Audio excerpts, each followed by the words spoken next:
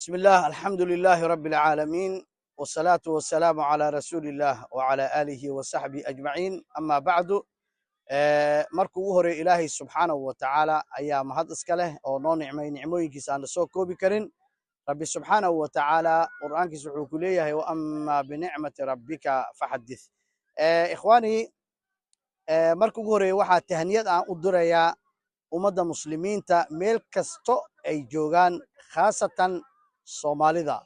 bimunaasabati ciidi aladxaa maadaama aan maanta aan dukanay ciid aladxaa oo muslimiin badan ay ka soo qayb galeen muslimiinta waxaan leeyahay meel kasta idinka aad joogtaan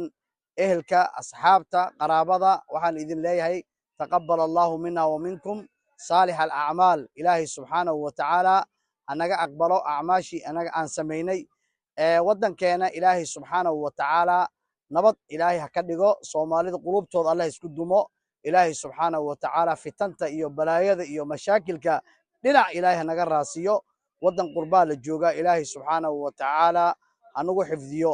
aadaa u mahadsantiin wajazaakum allahu khayran wassalaamu calaykum waraxmat ullaahi وبركاته. الله أكبر الله أكبر الله أكبر